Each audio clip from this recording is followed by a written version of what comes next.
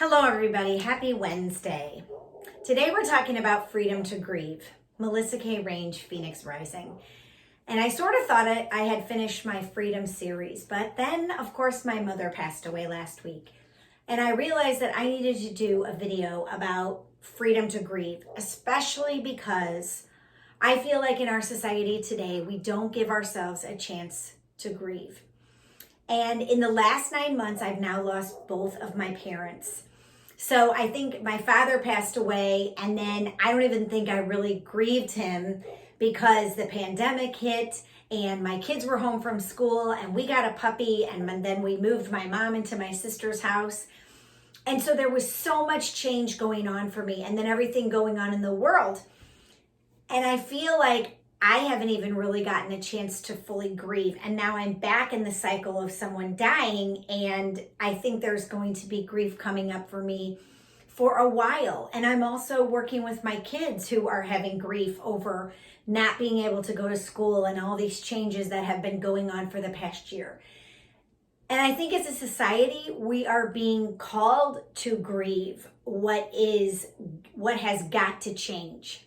And I don't know about you, and if you're happy in your life with everything that's been going on, but I know for me, years ago, when I had to make the choice to leave my marriage, I know that there was so much grief and anger that came along with that.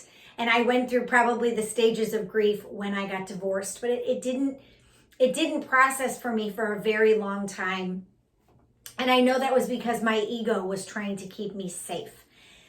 And I've been doing a lot of reading and a lot of studying around the ego lately because I feel as though the ego is what has kept me not only in seeing the truth of my life and in rising as a phoenix rises, right? Because the phoenix is something that rises up with the truth. And especially if you've been burned into the ashes, which I feel like for the divine feminine, we have been through so much over the last 5, 7, 10 centuries as women that there's so much underneath that we are afraid of, that we know is in our shadow, there's fear-based things. And for the women that I mentor, they come to me with all different types of fear and all different types of grief and all different types of lack of self-worth or low self-esteem or low self-confidence.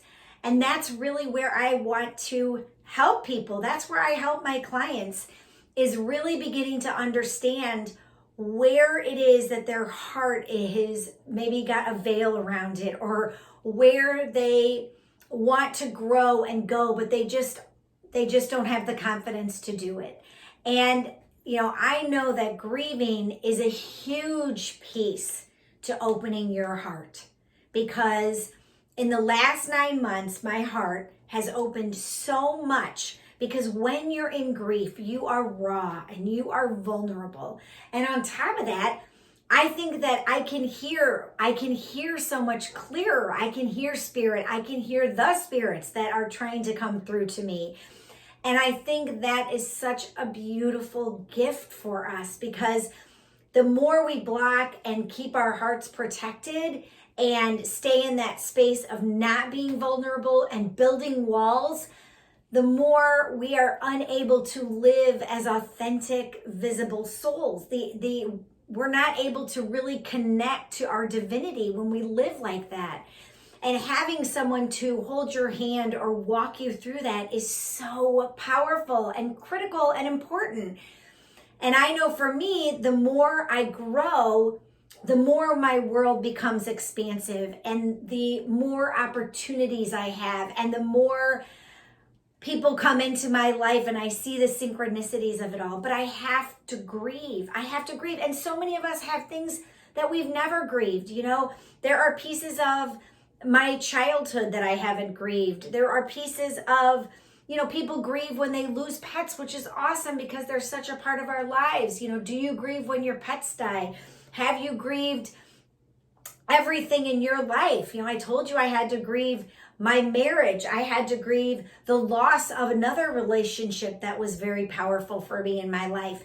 I had to grieve, my little girl self that I needed to grieve about as maybe, aspiring to things that didn't come to fruition. I had to grieve that I wanted to be a doctor and that didn't come to fruition. So where in your life can you take steps to say, this caused me a lot of sadness and I need to grieve it and I need to sit with it and I need to be with it, because most of us just keep on trucking. We don't let the tears flow. We don't allow ourselves to sit and do nothing and just be with the emotion, with the sadness, with the fear.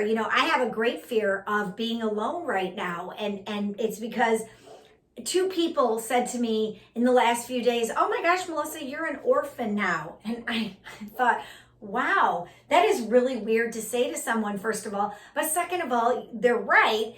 But I would never have looked at myself as an orphan. But for me, a big place right now is not wanting to be alone. And I know that the divine feminine, I read this in a book recently, the divine feminine, when she's in a space of grief, she needs connection. She needs the support of the community. She needs to be raised up and lifted up because we're such emotional beings. So that's my message for you today. And maybe you have a place in your life where you need to hold yourself close and love on yourself a little more because you're grieving too. Maybe it's just this pandemic that's been going on and you've had so much change in your life that you need to take time to process and be sad if that's what you need to do. And that's okay. Like, we just can't stuff it down, because when we stuff it down, then our body is affected and trauma gets stored within us. And it's just really no fun, right? Because then down the road, we have to process that. So I hope you're doing great. I am taking my life one day at a time. And I so appreciate all the love and support that I have received these last several months. And of course, especially these last several days. It just means so much to me. And I really loved my mom, and she was a true tribute to the divine feminine. And I just look forward to celebrating her next week when we have her funeral. And moving forward, I'm going to carry both my parents very close and know they are guiding and helping me on my earth journey, and I will meet them one day again. So you take care. Phoenix Rising signing out, and I will look forward to connecting with you soon. Take care. See you soon.